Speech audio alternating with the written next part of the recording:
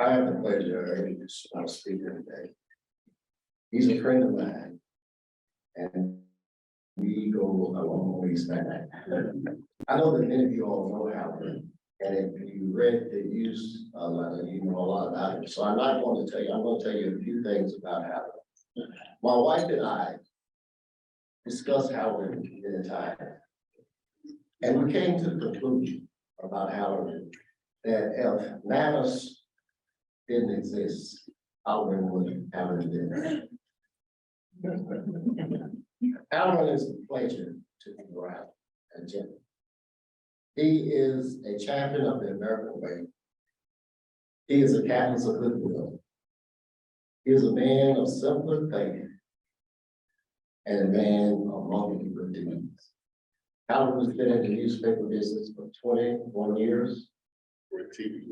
And in TV for 31 years. Something like that, right? So it is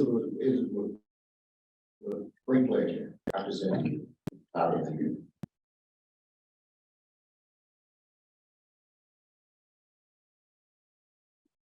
Thank you, Frank, and good afternoon, everyone.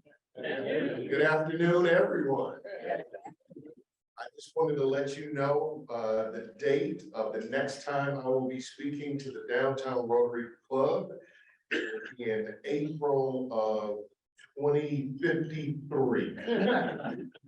So if any of you are around, I encourage you to check me out then, because it was 30 years ago that I spoke at the Downtown Rotary Club for the first time. They haven't had me back since. So, see you in 2053. If I had to give a title to my brief presentation this afternoon, it would simply be Hope is a habit. Hope is a habit. Habits are formed through practice. If you want more of it, practice. This is what I want to say. I only find a few different ways to say it. So, I moved here 32 years ago, and I moved here in very curious circumstances. Let me rewind and tell you just a little bit of my story. I've been living and working in Huntsville, Alabama. I've been in radio for 42 years. I was living and working in Huntsville, Alabama, and I get a call from a gentleman who offered me the job of a lifetime. Went down to visit to consult his radio station. He had a vision of buying radio stations throughout the Caribbean and forming a network. His home-based radio station was in St. Thomas in the United States Virgin Islands. I was poor, and so I decided this is a wonderful opportunity for a consulting gig that I would actually work in December and February every year. So I go down to consult. The board of directors is pleased with the report that we presented, and they make me a job offer. And I will never forget that moment. We're sitting there at Bluebeard's Castle Hotel. It was probably about 83 degrees with a trade wind. There were umbrellas in our little virgin drinks. And we're sitting there, and he looks at me and he says, Hallerin, what would it take to have you stay down here permanently?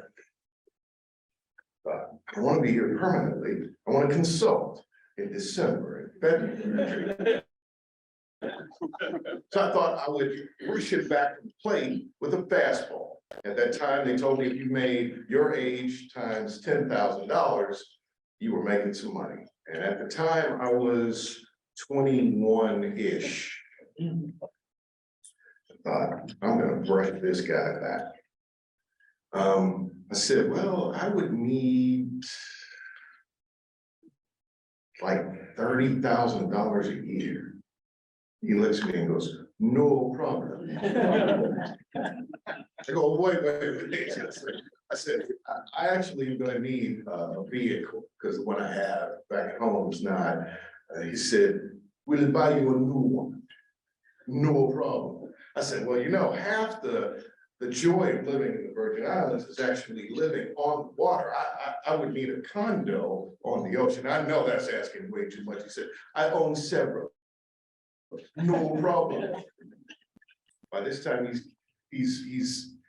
I said, I would need to pay off all of my debts before I come down. And I know that's crazy. How much? I said, $13,000. No problem. This is when I realized I wasn't a great negotiator. So I said, you better get to saying yes. So I come back home and I call my mother and I tell her, Mom, I'm gonna be in the Virgin Islands and I'm gonna be balling. She said, baby, don't sell your couch. This old ratty furniture we got in our little, no. She said, you never know what can happen. Mom, I'm balling. So moved to the Virgin Islands, I give away my couch. I give away my car, I show up there, this open air taxi is taking us from the airport directly to the car dealership to pick up a brand new Jeep. And I'm on cloud nine. My wife says to the taxi driver, do you guys ever have hurricanes? He looks at her, million-watt West Indian smile and says, no, dearie, sometime the hurricane come toward the island, but the Lord always make them go away. You have nothing to worry about, no problem. These people don't have any problems down there. Get there, moved in. What do you think the call letters of the radio station? Only ones in the world like this. The call letters of that radio station, WGOD, God's radio station. There's no way anything wrong could happen here. 9 days later, Hurricane Hugo hits the United States Virgin Islands. The biggest tower on the island was God's tower, and it went tumbling down. They were underinsured. And so basically, to make a long story short, I lost everything, just like that. I stayed there, helped rebuild the radio station, but I had nothing. I hit rock bottom. We were so poor, in fact, that we couldn't bring our things, the few things we had, because we didn't have a couch, the few things we had back. So we had to put them in, the post office used to have this thing called book rates. So we put all of our things in boxes and we sent them book rates 6 weeks before arriving here in Knoxville, where we lived in one room at my sister's house. A lot of times, people define themselves by what they do, and when they don't have anything to do, they don't know who they are. So here I was in Knoxville, living in one room at my sister's house with $300 to my name. I go and buy a nice blue suit, white shirt, nice tie, 200 bucks into that. Now I got 100 bucks. We go to church. My wife didn't have any clothes to wear, so my sister loaned her a dress to wear. She puts on the dress, we go to church, and we run into one of the mean, nice ladies at church. Some of you have met these mean, nice ladies. They look really, really nice, and they're really, really mean. They're the ones with the mitts, right? So she walks up to my wife, and she looks her up and down. She says, "Oh, that dress is so pretty." Yes, thank you. She said, "When your sister-in-law wears it, it looks nice on her too."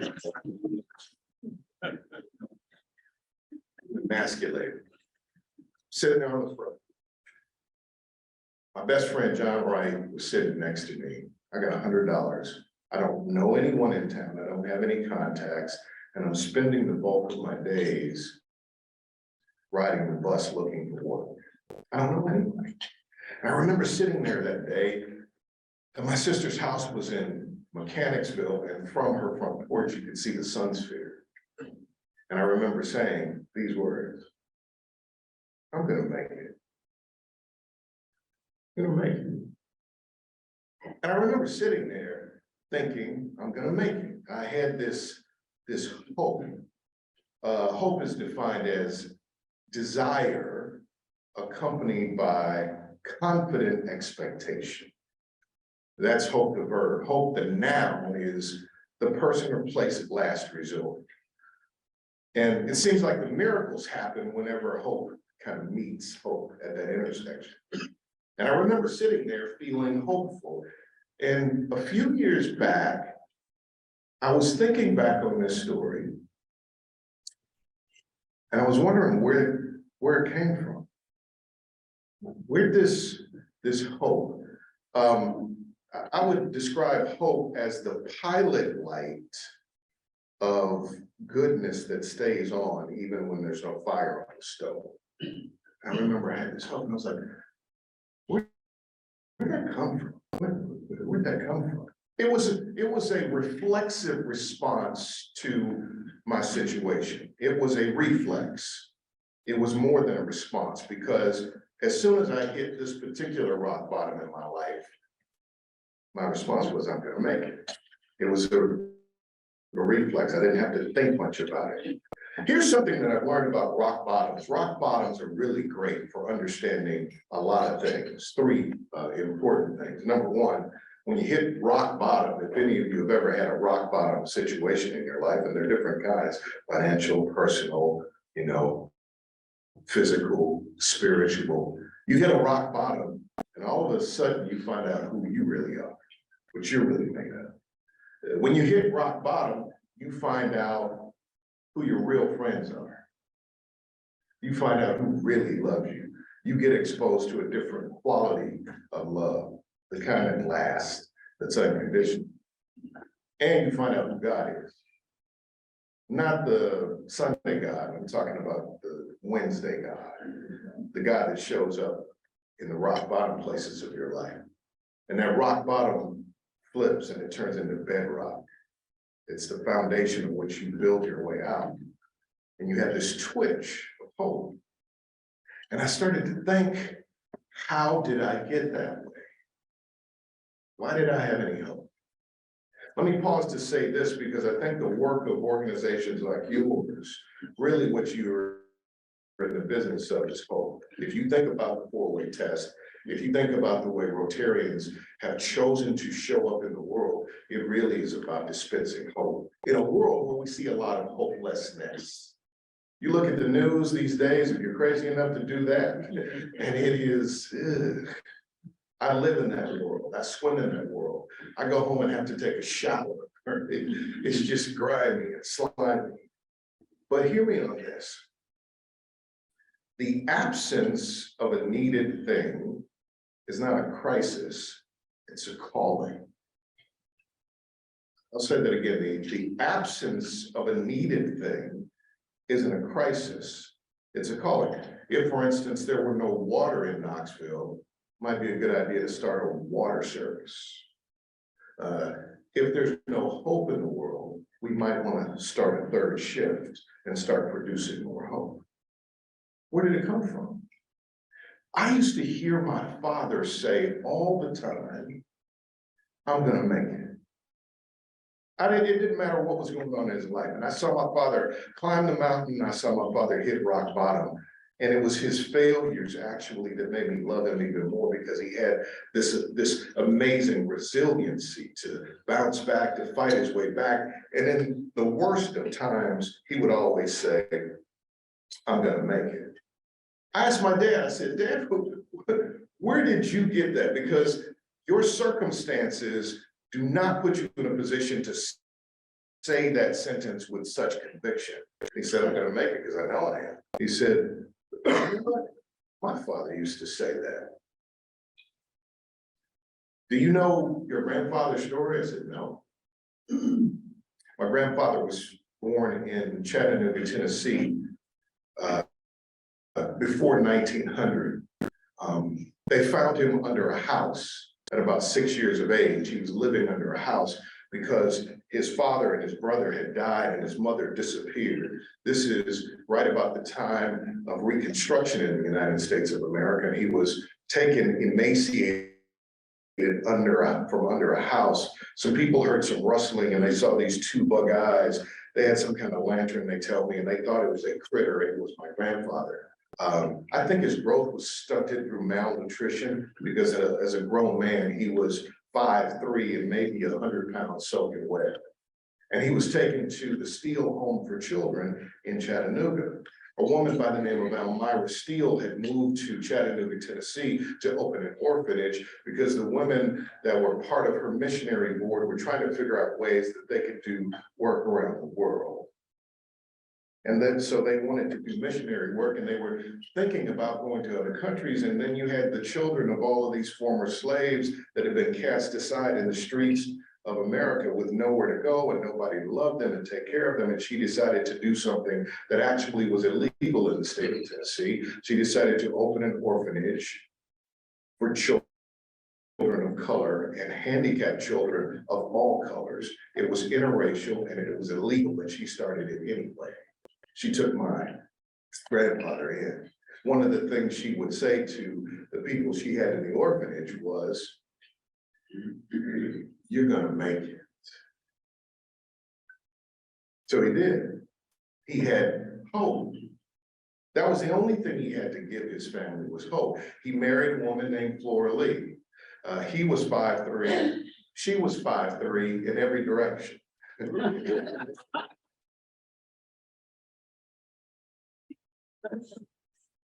They had 7 kids, of which my father was the oldest. My father went on to get a doctorate's degree, and he had a career in ministry for 50 years. And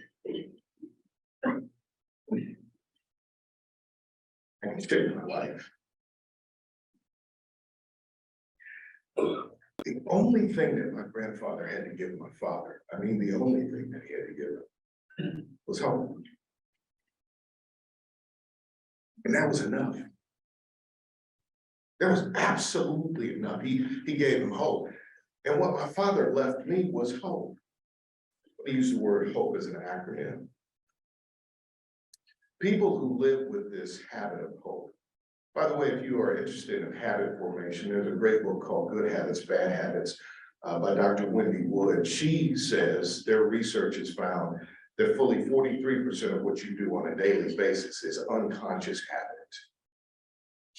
Dr. Huberman says the number is more like 70% of what you do every day is habit.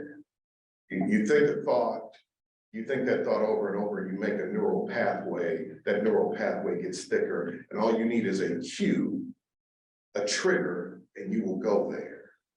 Some people, they get a cue and a trigger and they go that way because they're in a habit. They say some forms of depression are really just habitual patterned negative thought. But hope too is a habit. My father would say it over and over and over again until he was wired that way. He was inspired that way. And I remember my dad telling me that hope was a habit, and hope kind of works like this. I believe that the absence of hope in the world is not our crisis, it's our calling. That when you become the best version of yourself, when you bring the best of who you are to the world and to the moment, it shows everybody else how to be and who to be. My father didn't give me a seminar in hope. He just lived it. And it wasn't what I was taught, it was what I caught. People who live with hope, number one, are all about healing. They seek healing for themselves, but then they're always trying to bring people together and work together to heal breaches so that people can function together and live together well. I think that's part of the core belief of the Rotary organization. People who live with hope are optimists. They believe that it's possible. The first thing that has to happen for anything to happen is someone has to believe that it can happen. They have to be optimistic about the future.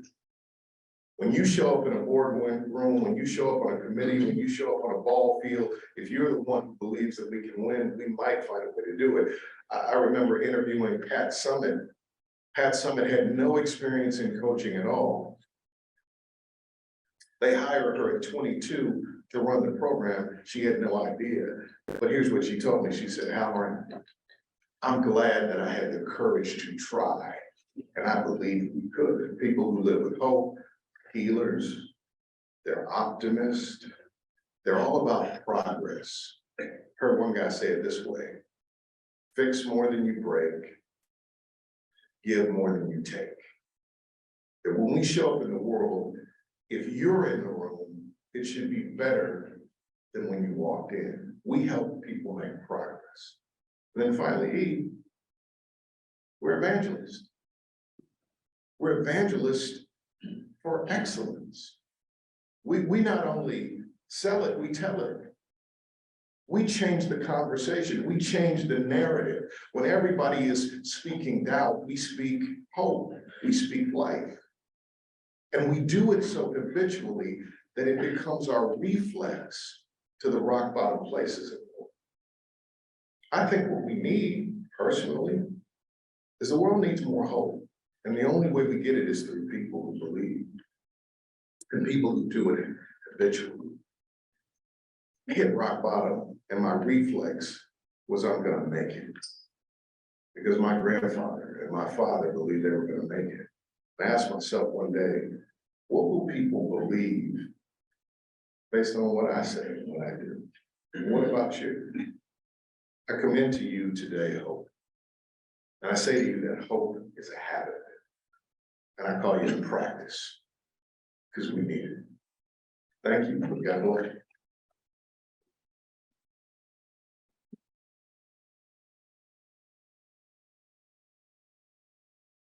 We have some time for questions, so anyone have a question for Alan? Just real quick, the good habit, bad habit, who is the author? Dr. Wendy Woods. Dr. Wendy Wood, I think it is. Great book. Back here.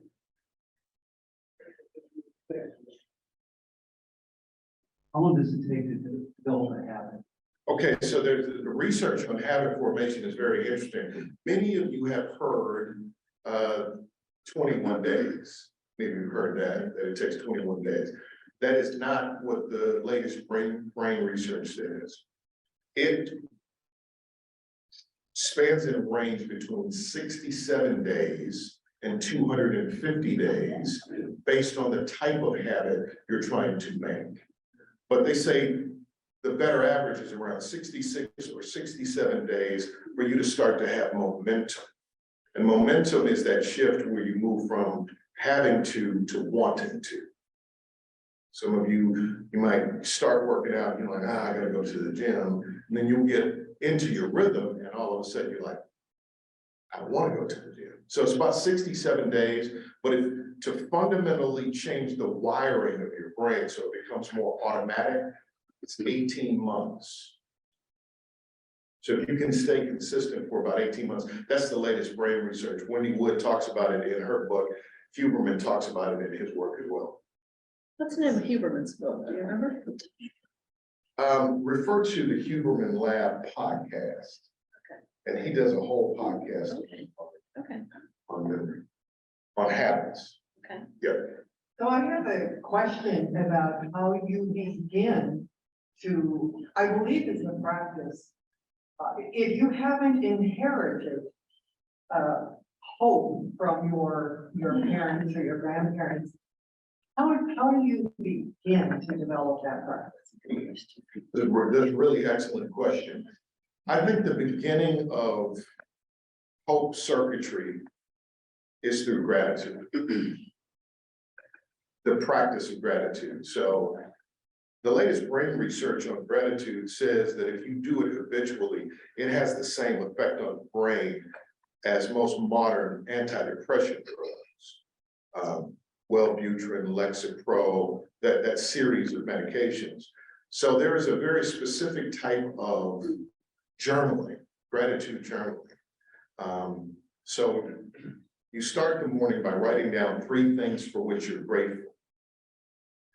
Underneath that, you write down 3 things that would make the day great. And then you write an affirmation that begins with I am, and you write something positive. In the evening, you close the day by writing down 3 amazing things that happened to me today.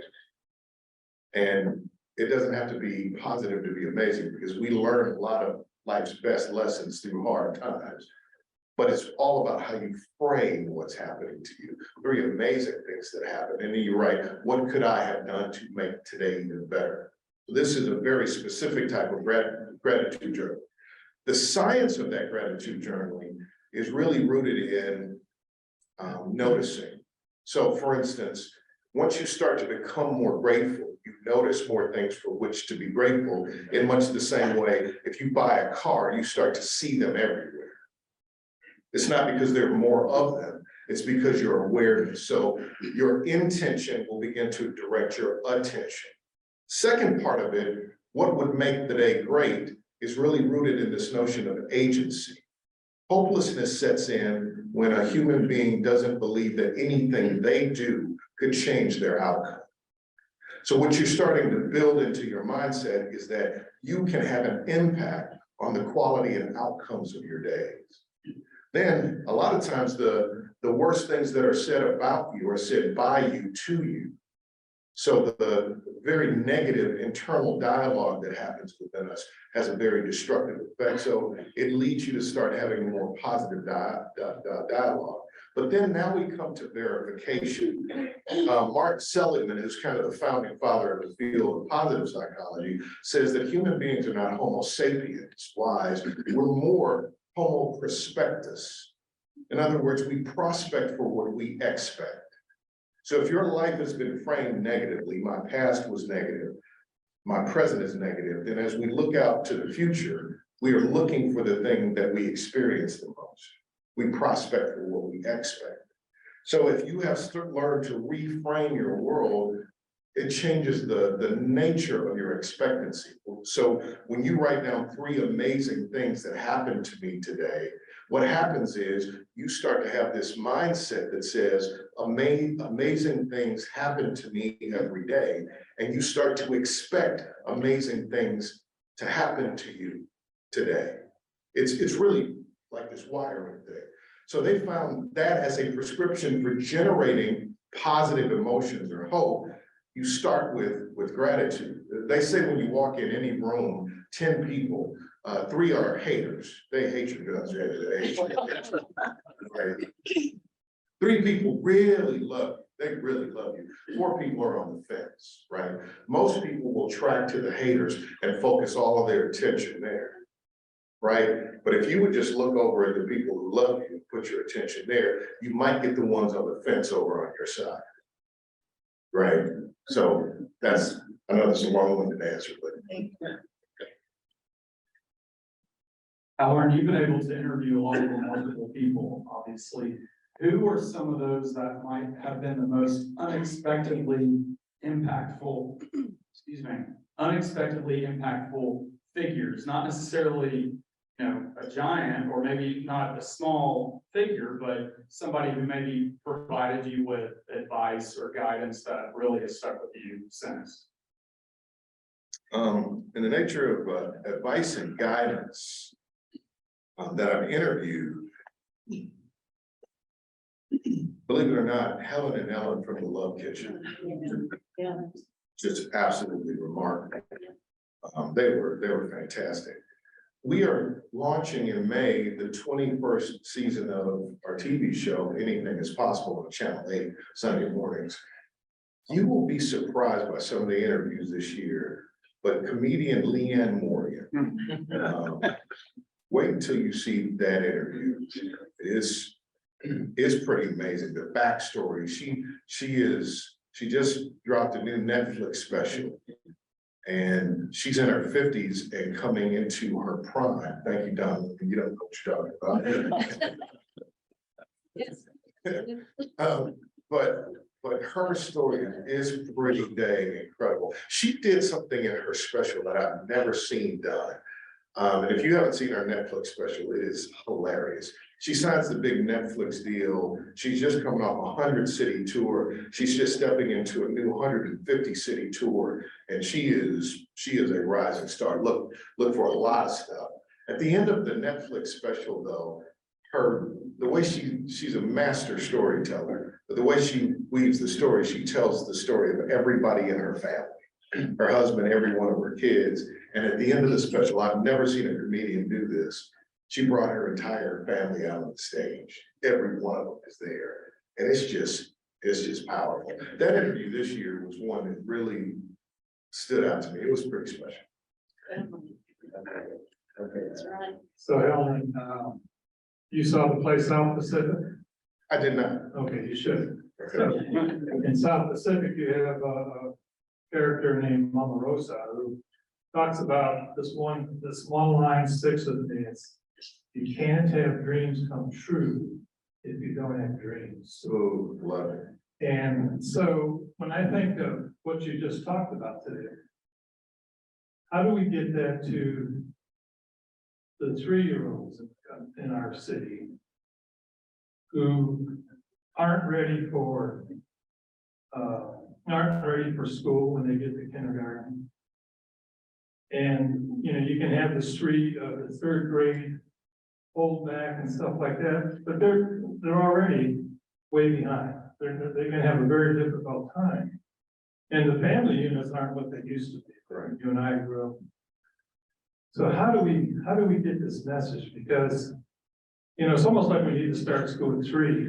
Because not everybody can afford daycare and all this other stuff. But a lot of these kids don't have a chance. They're gone. So what do we do? I don't know. Just a simple.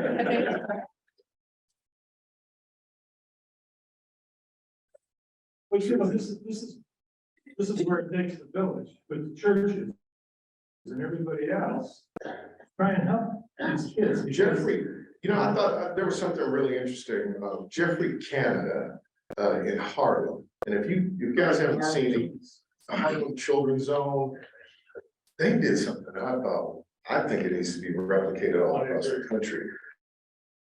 They literally, within a zip code, identified every child by name and said, we're gonna make sure that because it's a finite problem. Okay, we can affect this community, but they decided not to do it in a kind of a general way. They got specific and granular. They identified every single child by name and tried to figure out a path to success. And they built an infrastructure to support that. They built charter schools, they had healthcare networks, they had public-private partnerships. Corporations jumped on top of this, and their success rate is through the roof. But what we find is that when people have hope, they do amazing things. So That's a great Great, that's a great. it's 1 o'clock. Yeah.